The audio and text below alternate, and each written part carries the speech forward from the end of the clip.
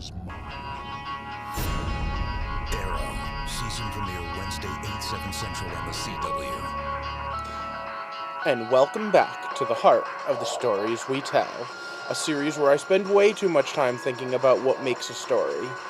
And today's episode is Arrow, as it returns for Season 5 on CW. So like most episodes, tonight's episode title has a double meaning.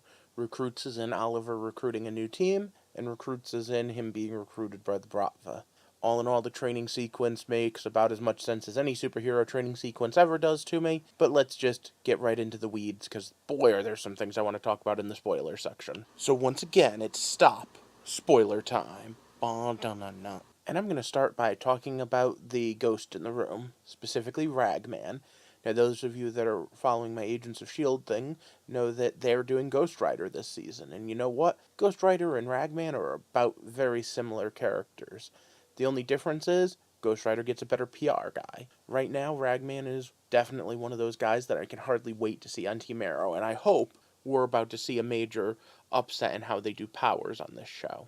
Although, to be honest, Ragman may be a little late because I really would have liked to have seen him face off against Damien Darhk. The ending was actually rather sweet, with Oliver recruiting Ragman by comparing the fact that both of their fathers died to save them. And there's part of me that says that the strength of the show comes at personal moments like that. And, well, it probably doesn't hurt when Oliver takes his shirt off and does that weird bar jump thing. That definitely helps the show ratings too, just not with my demographic. I was a little disappointed in the team building exercise. Now, I get what the writer was going for. He wanted the teamwork angle. But you know what? Curtis is supposed to be super smart. He's supposed to be Mr. Terrific, who's one of the smartest people in the DCU.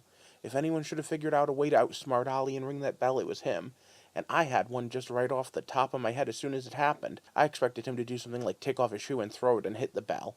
Something. Anything. But no, all we get is Oliver beating them up in some beautifully choreographed fights. I think that Felicity was absolutely right. Oliver doesn't do well with teams because he doesn't do good with trusting people. Let's be honest. If there was one kryptonite Green Arrow has in this entire series, it would be his inability to just trust his fellow teammates. Speaking of teammates, I hope it becomes a running joke for the entire rest of the season that Wild Dog hates his code name. The idea of code names in these series is so ridiculous to begin with that I like them poking fun a bit.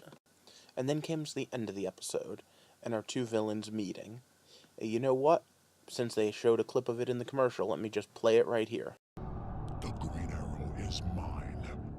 So this is Prometheus, simultaneously one of the best and one of the worst villains in DC Comics history. His first appearance, he took down the entire Justice League just through planning. For most of his later appearances, I just don't want to talk about it, including an entire miniseries devoted to making him more badass that might as well have just been called Cry for Attention. I was already not too nice about that comic in my Women in Refrigerators video. However, for now, back to Arrow, and where I think they're going right this season. It's more comic booky for the most part.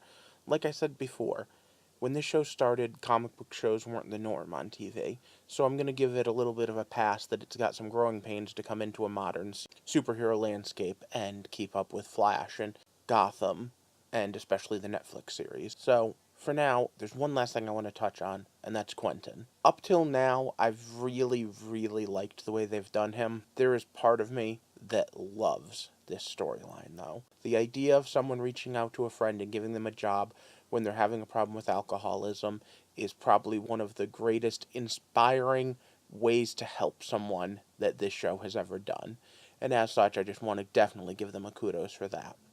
Now, tomorrow night, Legends of Tomorrow comes back, which is a way more superhero-y show. So if you want to see all my thoughts on that and everything that comes with it, why don't you hit that subscribe button? If you already have, hit a like button and leave a comment at what you think of going on with Arrow this season. In the meantime, I hope you have a good night, and thank you for walking with me through the heart of the stories we tell.